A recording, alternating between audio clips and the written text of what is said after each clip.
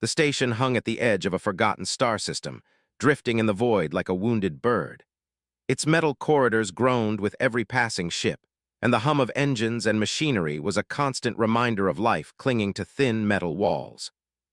Among the hundreds of aliens who worked and lived here, the widow moved almost like a shadow, her form small and hunched beneath the weight of grief and responsibility.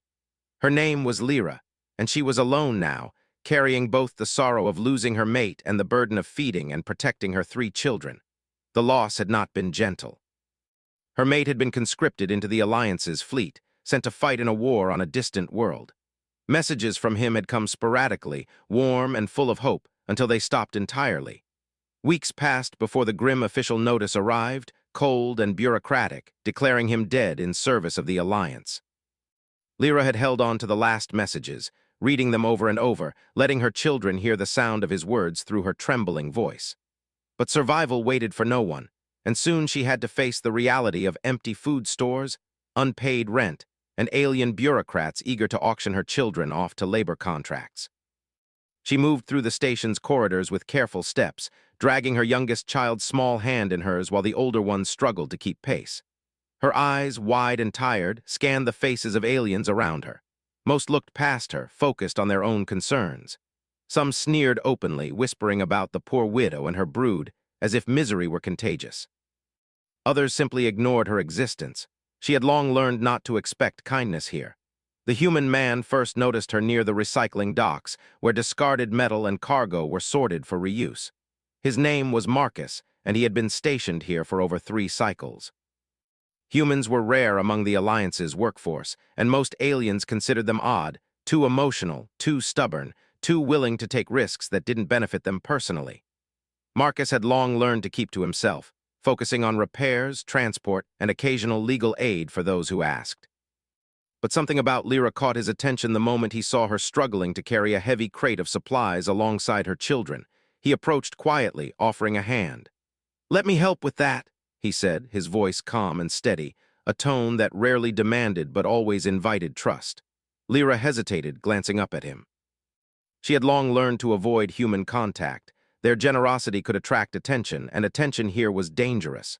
Yet something in his face, soft, patient, and unassuming, made her nod. She handed him the crate, relief washing over her. For the first time in weeks, her shoulders relaxed, if only slightly. "I'm Lyra," she said, her voice low, almost lost among the mechanical sounds around them. "Marcus," he replied, "is this where you live?" Marcus looked at her, noticing the worn clothes, the dirt-streaked face of her youngest, and the quiet fear in her older children. He did not recoil or judge. Instead, he asked, "Are you getting help? Food, water, shelter?" Crying was a luxury she could not afford in front of her children. Marcus nodded slowly. He understood in his own human way the systems of neglect and power that existed here.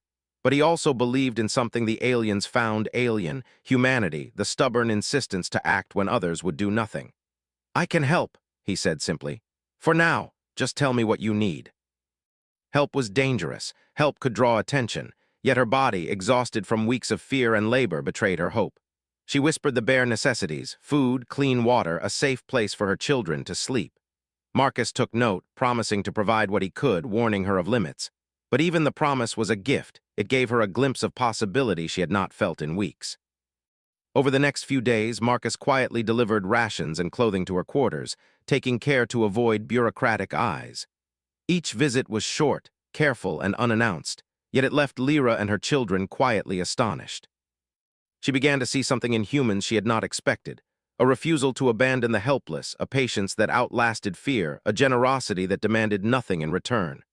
Her oldest child, a boy named Cairo, clung to Marcus after the first visit, studying him with wide, curious eyes. "Why do you help us?" he asked one evening. Marcus smiled, crouching to meet his gaze. "Because I can. Because it's the right thing to do." His words were simple, but they carried weight beyond the understanding of most aliens around them. Cairo nodded slowly, accepting the human explanation not fully but enough to trust. Other aliens noticed too. Whispers spread through the station. "The human is aiding the widow. Does he not fear trouble? Why would he waste time on them?" Lyra noticed the stares, the side glances, and the subtle shifts in attitude. Most remained indifferent or disdainful, but a few curious faces lingered, watching the quiet interaction between human and widow. despite the cautious hope, danger remained. The Alliance's laws were unyielding. The widows and orphans of deceased soldiers were often reassigned, auctioned, or absorbed into work programs designed to benefit the state rather than the family. Lyra knew that every act of kindness by Marcus was temporary unless she found a permanent solution. One evening, as she watched her children sleep in the cramped quarters, she realized she needed something more than temporary aid. She needed protection, a legal and social shield strong enough to withstand the bureaucratic machinery of the Alliance. The thought terrified her, yet left no alternative. She knew human customs were different from those of the aliens around her. Humans had laws, rights, and protections that even the most rigid alien bureaucrats could not easily override. But approaching Marcus with such a request, marriage, guardianship, was terrifying. It was not done lightly, and in her culture it was almost unheard of for a widow to propose anything, let alone to an alien. But desperation drove her. Her children's safety outweighed every fear, every hesitation. The night she decided, she approached him as he repaired a small cargo module near the station's outer docking bay. The stars outside glimmered cold and distant, reflecting the chill in the metal corridors. Marcus looked up as she approached, concern and curiosity mingling in his human expression. "Marcus," she began, voice trembling slightly, I have no one to protect my children. The Alliance will take them if I cannot provide for them." Her eyes met his, steady now with resolve.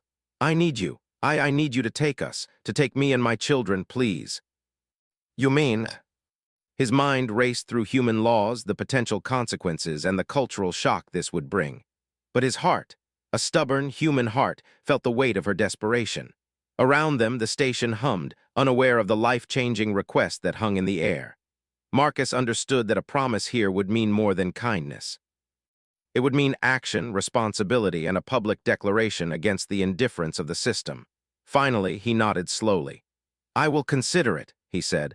"I cannot promise the law will be easy, but I will do what I can. You and your children will not be abandoned." Her children clung to her, sensing a change they could not articulate, a hope they had not felt in weeks. Marcus's calm voice had done something few had dared. It offered safety without strings, action without judgment, and a promise that could withstand fear. Word of the widow's plea and the humans' tentative agreement spread slowly through the station. Some aliens were outraged, others bemused, but none could deny the courage it took for both parties to act against the cold machinery of the Alliance. Lyra's plight, once invisible, now became a quiet symbol of what humanity could offer. Steadfast protection, compassion, and moral courage in a galaxy ruled by power and fear. The first part of her journey ended not with resolution, but with the first flicker of hope. The night closed in around the station, stars shining like distant eyes, as a widow and her children held on to the possibility that, at the edge of the universe, humanity's heart was stronger than any law or bureaucrat.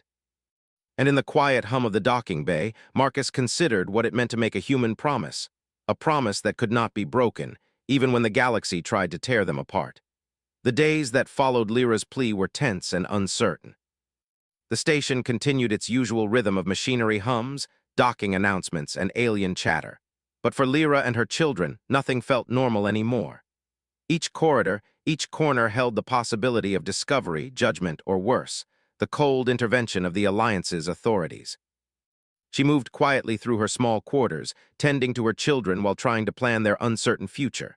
Cairo, her oldest, watched her closely, noticing the small tremors in her hands and the quiet tension in her voice. "They won't take us away, right?" he asked one evening, looking up at her with wide, anxious eyes. Lyra knelt beside him, forcing a gentle smile. "Not if I can help it," she said, brushing his hair from his forehead. Her words were meant to calm, but she herself could not know for certain. The Alliance's rules were rigid and exceptions were rare. Yet the hope she felt after speaking to Marcus had not faded. Humans were different, she thought. They acted when others ignored problems, and that small spark of kindness could ignite something stronger than fear. Meanwhile, Marcus faced his own challenges. The station was a web of rules, overseen by bureaucrats who valued order over life. His superiors had already heard rumors of the widow and the human man aiding her. Their curiosity was laced with suspicion. Some called it a violation of station protocol, others whispered about his odd loyalty to outsiders. Yet Marcus remained firm. Humans, he believed, could not claim to be strong through dominance or fear alone. Strength came from protecting those who could not protect themselves. One morning, he received a formal inquiry from the station's administration. It was polite on the surface, but carried an unmistakable edge. Explain why you are providing support to a widow and her children in a manner that circumvents normal regulations. Marcus read it carefully, noting the rigid wording. He knew that an official response could determine whether Lyra and her children would remain safe, or be subjected to alien oversight that would treat them as property rather than people. He responded calmly, stating that his actions were motivated by humanitarian concern, not personal gain, and that he was acting within his rights under human interstellar laws, which granted protection to dependents of deceased service members. The bureaucracy did not like uncertainty, and human laws were often confusing to non-humans. Marcus knew this would buy time, but he also understood that time was all they had. Lyra, sensing the pressure building, decided she needed to speak directly with Marcus. One evening, she approached him in the station's small maintenance area, her children following quietly behind. She had rehearsed her words countless times, yet standing before him, they faltered. "Marcus," she began, voice trembling slightly, "I know this is difficult for you. I know the system may punish you for helping us, but I have no one else to turn to. My children, they are all I have left. I beg you, please take us fully as a family, not just for today, but for always." He understood her fear, her desperation, and the weight of her request. Taking responsibility for a family in a human legal sense meant risk, paperwork, and public attention. But it also meant something far greater: protection, stability, and hope for lives that might otherwise be lost to the cold machinery of the Alliance. "I understand," he said finally. "But you must know that this is not a simple choice. Once I commit, the rules will watch us closely. Others will test us. They will not understand why a human would take responsibility for aliens when it brings no advantage." He had already decided in his heart that he could not walk away from those in need. Humans were often considered weak or illogical by other species, but it was precisely their sense of morality and duty that made them strong in ways the galaxy did not yet understand. Word of their alliance began to spread through the station, quietly at first, then more openly. Some aliens were incredulous. "A human protecting a widow? Why?" they whispered to one another. "It cannot last. The station will intervene." Others were inspired, secretly hopeful that perhaps there was more to humanity than mere strength or conquest. Even the children began to sense a shift. Cairo and his siblings, once fearful of every shadow, started to move through the corridors with a cautious sense of security. But not all reactions were kind. A small group of alien overseers saw the humans' actions as an affront to the system. They sent inspectors to monitor the widow's quarters, checking for violations and making notes to report back to higher authorities. Each visit was intimidating, a reminder of how fragile their safety truly was. Lyra would clasp her children close during these inspections, pretending everything was normal, while Marcus navigated the bureaucracy with quiet efficiency. One day, an inspector lingered longer than usual, scrutinizing every detail of their living space. "This arrangement is unusual," the inspector said coldly. "A human male assuming care of alien dependents. How is this justified?" Aliens in the Alliance were used to bending others to the rules, not facing a principle that could not be intimidated. After a tense moment, the inspector left, muttering under his breath. Marcus knew this would not be the last challenge, but it was a small victory. Lyra watched from the doorway, her heart pounding with a mixture of fear and hope. She had never imagined such courage in a being so different from her own species. Humans, she realized, had a way of seeing beyond rules and hierarchies, recognizing the value of life itself. Her children felt it too. Even the youngest, barely old enough to understand the situation, began to cling to Marcus with a trust that was rare and precious. As the days passed, Marcus worked tirelessly to formalize their arrangement. He contacted human legal representatives across the station, navigated forms that seemed endless, and negotiated with Alliance officials in ways that often left Lyra and her children staring in awe. He did not seek reward, recognition, or personal gain. His satisfaction came from seeing her children sleep safely, seeing their smiles grow, and knowing that, at least for now, they were shielded from the harshness of the galaxy. The station itself began to change in subtle ways. Other aliens noticed the small acts of kindness and protection. Some whispered of rebellion, of questioning the rigid hierarchy of the Alliance. Others simply shook their heads, dismissing it as human folly. But for Lyra, for her children, it was a revolution. It was proof that even in the coldest, most bureaucratic corners of the galaxy, compassion could prevail. One evening, as Lyra tucked her children into bed, she allowed herself a rare moment of reflection. She thought of her mate, gone too soon, and the life that had seemed lost. And yet here was a human, a stranger by every measure, offering not pity but action. It was a lesson she had never expected to learn. That family could be chosen, that love could be expressed through protection, and that strength often came in the quiet refusal to abandon the weak. Marcus stood outside the small quarters, listening to the soft breathing of the children as they slept. He thought of the challenges ahead, the scrutiny, the alien bureaucracy, the cultural misunderstandings. Yet he also thought of the reward: lives saved, hope restored, and a reminder that humans, though few in number, could change the course of lives simply by acting with integrity. In the quiet hum of the station, two worlds intersected. One, a widow and her children clinging to the last threads of hope. The other, a human man standing firm against a galaxy that often valued rules over lives. Together, they were small, fragile, and yet unstoppable in their purpose. The first steps toward a new life had been taken, though the path ahead was uncertain. Lyra knew the challenges would grow, that the Alliance would not easily accept a human taking responsibility for alien dependence. But for the first time, she felt a measure of peace. Her children were safe, her heart lighter, and her spirit unbroken. And somewhere deep in the corridors of the station, unseen and unheard, whispers began to grow. Stories of a human who refused to abandon a widow and her children spread quietly, hinting at a truth the galaxy had not yet understood. Sometimes, strength is not in domination, but in the courage to stand for what is right. The night closed over the station, stars flickering in the distance like faint promises. Lyra and her children slept, dreaming of a life where fear no longer ruled. Marcus watched them, silently vowing to protect them against whatever trials the galaxy might bring. The first part of their shared journey was behind them, and the second, the struggle against bureaucracy, skepticism, and societal norms, was only just beginning. Yet even in uncertainty, hope burned bright. Humanity, it seemed, had a way of lighting the darkest corners of the stars. The station's corridors had grown more tense in the days following Marcus's initial promise. The whispers of aliens had multiplied into cautious observations, and even some human colleagues gave him wary glances, unsure if he was acting recklessly. For Marcus, the choice to protect Lyra and her children had long been made. The next step was far more complex, formalizing the arrangement in a system that was hostile to deviation and indifferent to mercy. He knew that agreeing in his heart was not enough. Bureaucracy, laws, and societal norms would test his resolve. Lyra, meanwhile, moved with a strange mixture of fear and hope. The children noticed the tension in her movements and her cautious glances whenever station officials passed. They asked questions softly, trying not to disturb the delicate balance of safety she was trying to maintain. Cairo, especially, was perceptive. He watched Marcus closely, learning quickly the nuances of human determination and patience. "Will they take us away?" he asked one evening, his voice barely above a whisper. "They can try," Lyra said, drawing him close. "But Marcus will not let that happen. He does not break promises." But Marcus had begun to navigate those rules with meticulous care, studying documents, consulting human legal codes, and negotiating with alien officials in ways that were often confusing to them. To most of the aliens, his insistence seemed illogical.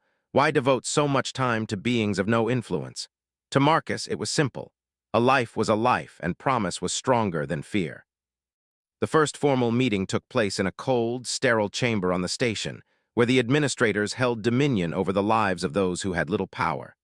Lyra and her children waited quietly, her hand lightly resting on Cairo's shoulder.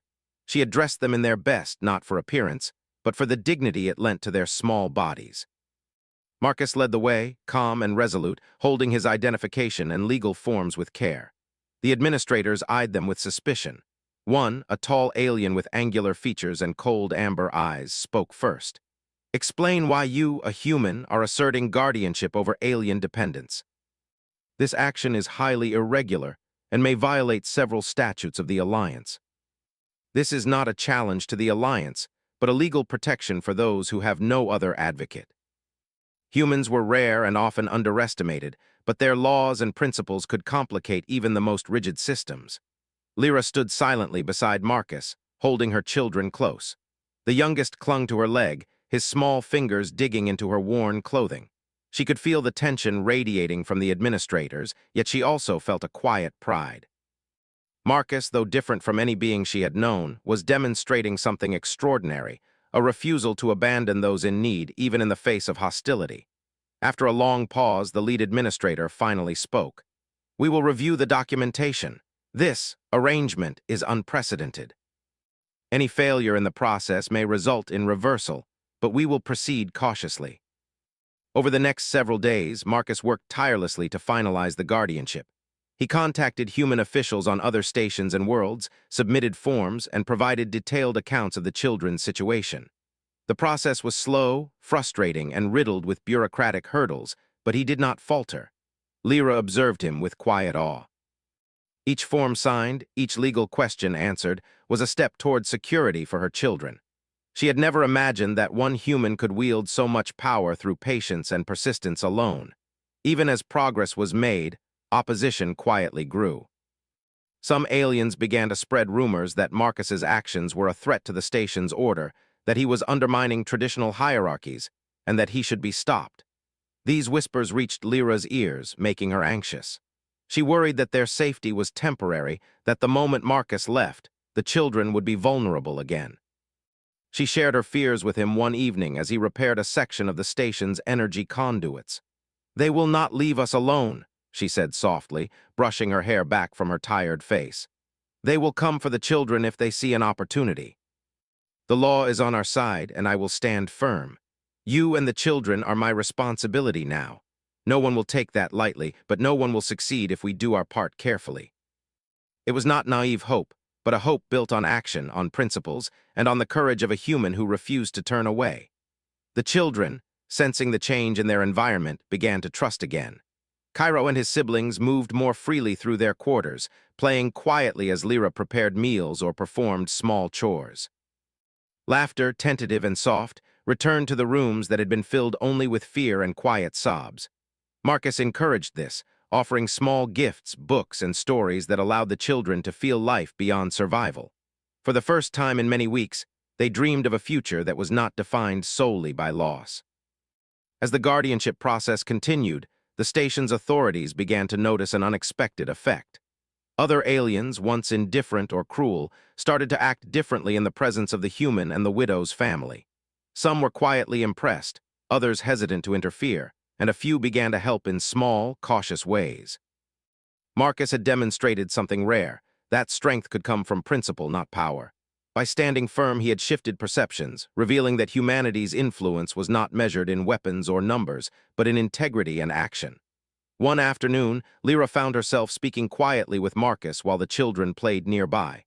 "I never thought I would see such courage," she said. "Not in my culture, not here in this station. You are not like anyone I have known. I only wish more beings understood that. That kindness can be stronger than fear." Each inspection was nerve-wracking, but Marcus remained calm, providing thorough explanations and carefully following regulations. Lyra observed the subtle ways he maneuvered through complex systems, learning from him not only about humans, but about the power of knowledge, patience, and reasoned action. Then, a breakthrough came. After weeks of careful documentation and negotiation, the station's administrators formally recognized Marcus's guardianship over Lyra and her children. The decision was slow in delivery, wrapped in careful legal language, but it was unequivocal. The children could remain with their mother under Marcus's protection, and Lyra would not be separated from them. The relief was overwhelming. Lyra hugged her children tightly, tears flowing freely, and Cairo threw his arms around Marcus, his small face alight with joy. For a moment, the station seemed to stand still, the hum of machinery replaced in her mind by the sense of security she had not felt in months. Even so, Marcus knew the challenges were far from over. The Alliance would continue to watch them, curious and cautious. Other stations, other bureaucrats might try to override or contest the guardianship, but he also knew that they had achieved something significant, a legal, recognized protection built not on fear or power, but on principle, action, and unwavering commitment. The children began to flourish under this new stability. They learned, played, and explored small areas of the station they had previously feared. Lyra, once consumed by survival, found moments to breathe, to teach them, and a plan for a future that might include education, friends, and safety.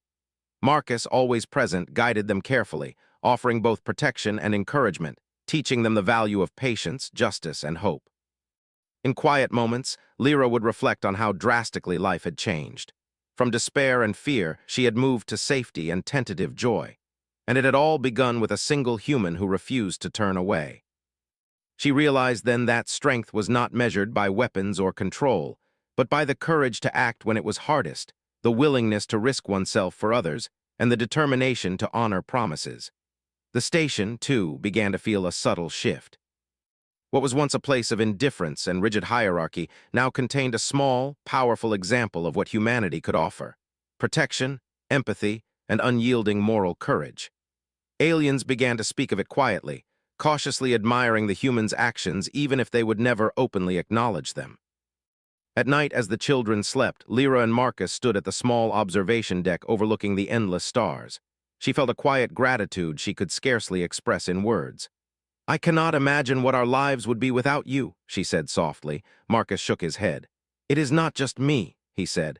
"It is the choice to act, the choice to keep promises. That is what matters. You and your children are safe because someone chose to do what was right." The first formal victory had been won, but the journey continued.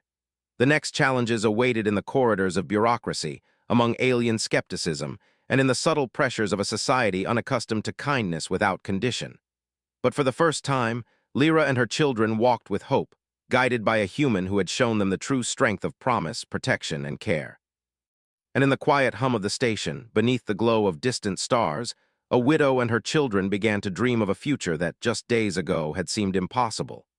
Humanity, in its patient, steadfast way, had changed their lives forever. Life on the station had changed, but not entirely for the better. While Lyra and her children now had a measure of safety, the attention their situation drew from the Alliance and the alien hierarchy intensified. Marcus had successfully secured official guardianship, yet his every move was now scrutinized. Alien officials observed him with suspicion, whispering in corridors about the human who dared defy norms simply by doing what was right. Lyra noticed the tension in the air each time Marcus left their quarters to attend bureaucratic meetings. She feared the smallest mistake could undo everything they had achieved. The widow had grown accustomed to fear, but now she had to learn patience as well. Patience for the slow, methodical process of bureaucracy, patience for the judgment of other species, and patience for the gradual understanding that kindness could provoke both admiration and resentment. She spent her days keeping her children occupied with small lessons, stories, and games that Marcus had taught them, instilling a sense of stability that had been absent for too long. Marcus moved through the station with careful purpose. Each meeting with administrators, each review of legal documents was approached with precision. He had learned to anticipate the objections, the questions, and the subtle attempts to undermine him. Some officials, unable to comprehend his steadfastness, resorted to intimidation, trying to create delays or find technical loopholes. Others were openly hostile, their amber eyes and rigid postures conveying disbelief that a human could so deliberately protect beings from a species they considered lesser. One day, Marcus was summoned to a council of high-ranking administrators. The chamber was imposing, walls of polished metal and glass reflecting cold light. Several alien officials sat in judgment, their expressions a mixture of skepticism, irritation, and curiosity. Lyra had been advised to remain in her quarters, but she stayed near enough to hear, listening quietly as Marcus presented their case. "You claim guardianship over alien dependents under human law," the lead official said, voice clipped and formal. "Do you understand the potential consequences? The station cannot support this deviation from protocol. Your actions may undermine the stability of the social hierarchy." "I am following both human law and principle. I am not seeking to disrupt your system, only to protect lives that would otherwise be endangered." Marcus's unwavering stance, grounded in law and compassion, challenged their assumptions and forced them to confront the limitations of their own bureaucracy. Meanwhile, Lyra felt a mixture of pride and anxiety. Pride that a human could act with such courage, anxiety that the council could still overturn the guardianship. Her children huddled close, sensing the gravity of the moment even if they did not fully understand it. Cairo, the oldest, whispered softly, "Do you think he can protect us?" They questioned every detail, examined the legal precedents, and debated the cultural implications. Some officials argued that allowing the human to maintain guardianship set a dangerous precedent. Others noted that the laws were unclear regarding cross-species guardianship, leaving room for interpretation. Marcus answered each objection calmly, citing human interstellar law, the circumstances of the children's parents' deaths, and the moral imperative to protect those without power. At the conclusion of the session, the council issued a cautious but significant decision. Marcus's guardianship would remain intact, but the family would be subject to periodic review. Any attempt to exploit legal loopholes could result in immediate intervention.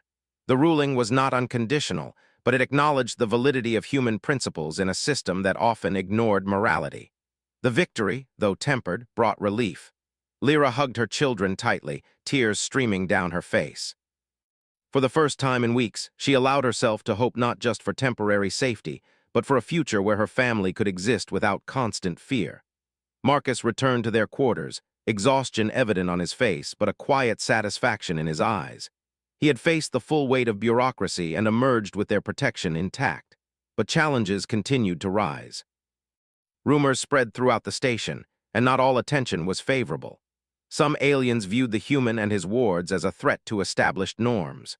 Certain influential families, whose wealth and status depended on strict adherence to the Alliance's rules, began to exert pressure behind the scenes. They sent emissaries to investigate, trying to uncover reasons to revoke the guardianship or create obstacles that would force Marcus to relinquish his responsibility. Marcus anticipated these moves. He had already established a network of human allies across the station and neighboring outposts. Human diplomats and veterans quietly supported his efforts, offering legal guidance and moral backing. To the aliens, it seemed as though Marcus had an invisible force aiding him, yet it was simply the human trait of solidarity, a willingness to stand for one another and uphold principles, even in the face of resistance. Lyra observed these dynamics with a mix of awe and gratitude. She had never imagined that one human could challenge so many layers of power simply by acting with integrity. She began to understand the depth of human commitment to moral principles, and the impact it could have not only on her family, but on the society around them. Her children, once shy and fearful, now moved through the corridors with a cautious confidence, reflecting the sense of protection that Marcus provided. Tensions escalated further when a small faction of aliens attempted to interfere directly. They arrived at her quarters, citing minor procedural violations as justification to examine the children and question Lyra's conduct. The intrusion was intimidating, yet Marcus arrived swiftly, presenting documents, legal references, and human authority in a manner that left the alien faction visibly unsettled. His calm but firm handling of the situation demonstrated a key lesson to all observers. Courage and integrity could wield power without force. The incident, though resolved without harm, left an impression on the wider station population. Aliens who had previously doubted the humans' actions began to reconsider. Some were quietly impressed, others remained skeptical, but no one could deny the effectiveness of his approach. The station itself, once a place of rigid hierarchy and indifference, began to exhibit subtle changes. Small acts of kindness were noted more often, and the idea that moral courage could challenge injustice became quietly known. One evening, as Lyra tucked her children into bed, she reflected on the changes around them. The tension of the station still existed, but a sense of possibility had emerged. Cairo, sitting beside her, whispered, "Do you think other humans are like Marcus?" He had never sought recognition or praise. His satisfaction came from the small but significant impact of his actions, the children's safety, their growing confidence, and the gradual transformation of attitudes around them. He understood that true strength was often quiet, persistent, and moral, not loud or violent. The family began to experience a new rhythm of life. Daily routines were established, balancing education, play, and work. Marcus encouraged learning and curiosity, introducing the children to human knowledge, culture, and ethics alongside their alien heritage. Lyra participated actively, teaching lessons of her own culture while reinforcing the safety and stability Marcus provided. The combination of care, guidance, and protection allowed the children to flourish in ways that had been impossible before. Despite the progress, the shadow of opposition remained. The Alliance continued its subtle surveillance, testing boundaries and probing for weaknesses. Yet each attempt to intimidate or challenge the guardianship was met with careful preparation and unwavering principle. Marcus had learned to anticipate the bureaucracy, to respond without anger, and to maintain focus on the ultimate goal, the safety and well-being of Lyra and her children. Through these trials, the widow began to see a new truth. Morality and courage could change more than individual lives. They could alter the behavior of entire communities. Even the smallest acts of protection had ripple effects, influencing those around her and challenging assumptions about what strength truly meant. She felt gratitude, hope, and a quiet determination to ensure that her children grew up in a world where justice and compassion were valued.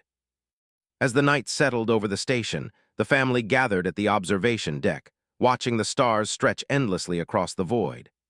Lyra held her youngest close, while Cairo and his siblings leaned against Marcus, feeling safe in a way they had never experienced before. The galaxy beyond was vast, uncertain, and often cruel, yet within the small quarters of the station, humanity's principles had created a sanctuary. Lyra whispered softly to Marcus, "You have given us more than protection. You have given us hope. That is what matters. The rest is just guidance." The Alliance would continue to test them, society would continue to question them, and the path forward would be difficult. Yet for the first time, Lyra and her children felt that they could face those trials with strength, guided by a human who had shown them the extraordinary power of principle, courage, and unwavering protection.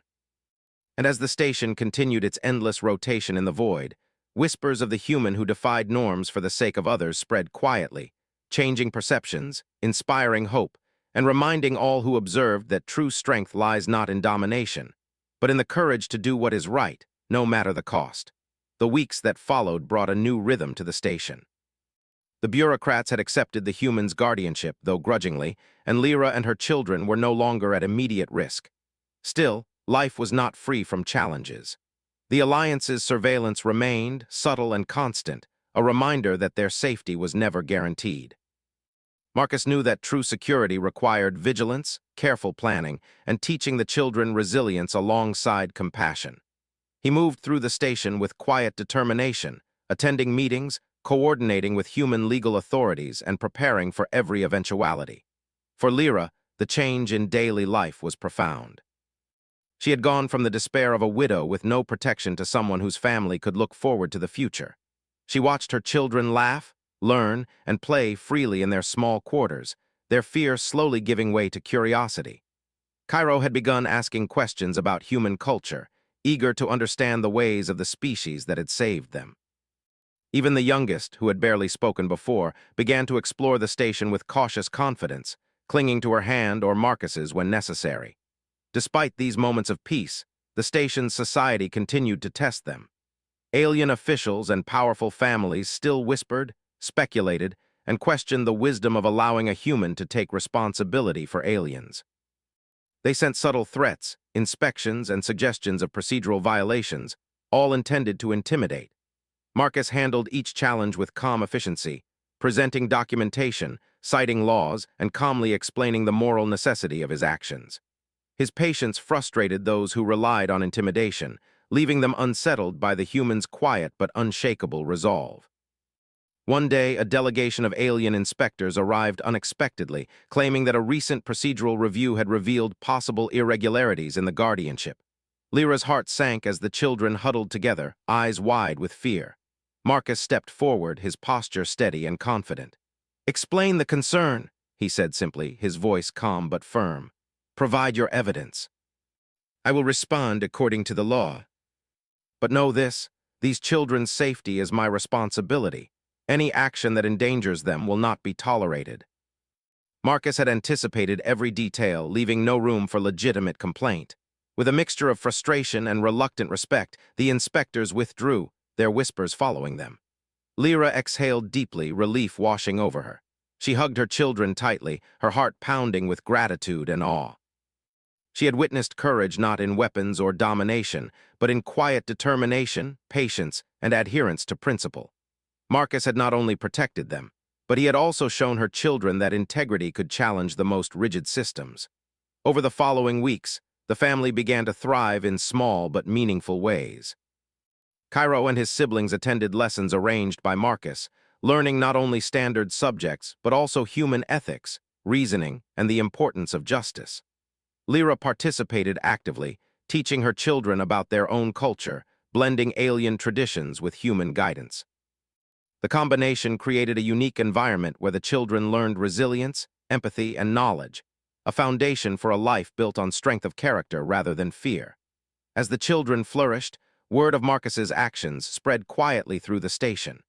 Aliens who had once dismissed or ridiculed him began to observe with a mixture of curiosity and admiration. Some even assisted quietly, offering help with chores, advice, or resources. It became clear that humanity's influence was not measured in power or numbers, but in the willingness to act with courage and principle. One evening, as the station's lights dimmed for the cycle, Lyra and Marcus stood together at the observation deck, watching stars stretch endlessly across the void. The children played nearby, their laughter echoing softly through the corridors. Lyra spoke quietly, her voice filled with emotion. "You have given us more than safety," she said.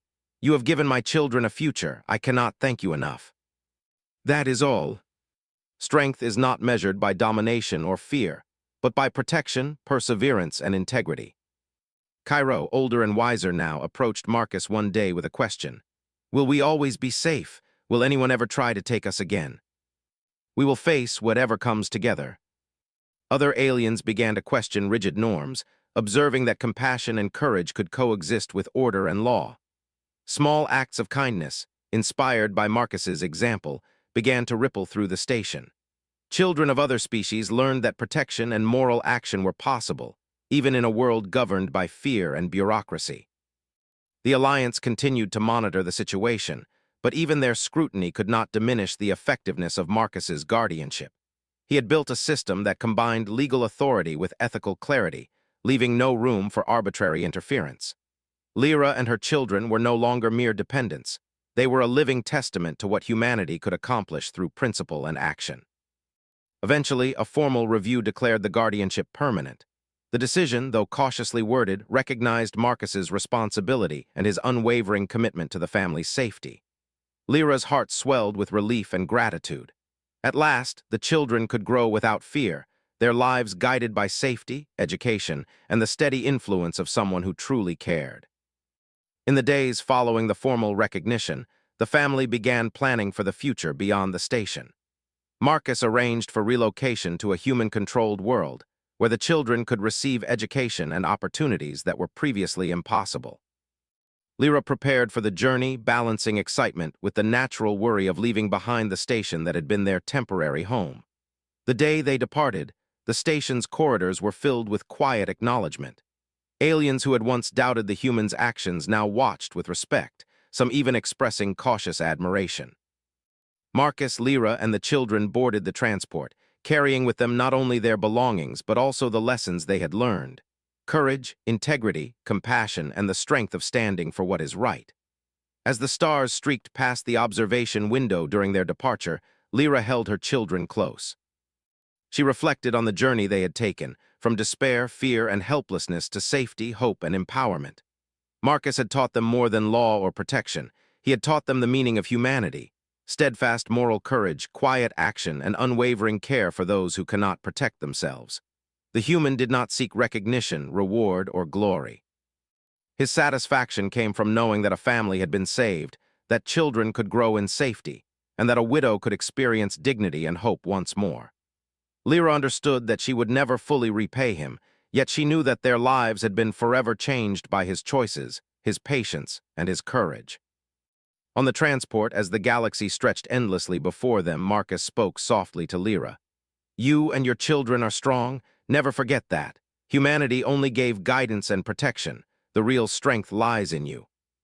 We will carry it with us always." They had discovered a truth that the galaxy could not ignore. When humanity chooses compassion, honor, and principle, it can change lives and even alter the course of entire societies.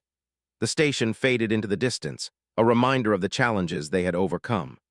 The galaxy ahead was vast and uncertain, yet for the first time, Lyra and her children faced it with confidence. They were no longer helpless. They were protected, educated, and inspired by the quiet power of a human who had shown them that true strength lies in courage, compassion, and the unwavering commitment to do what is right. As they moved further into the stars, the legacy of Marcus's actions would quietly ripple outward, a testament to the human spirit. The Alliance and the alien societies had witnessed the extraordinary result of steadfast morality, a family safe, empowered, and ready to face the universe together.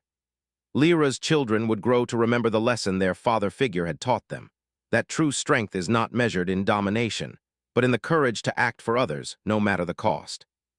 And in the quiet of the cosmos, humanity's light shone, not as conquerors, not as warriors, but as protectors, guides, and guardians of hope.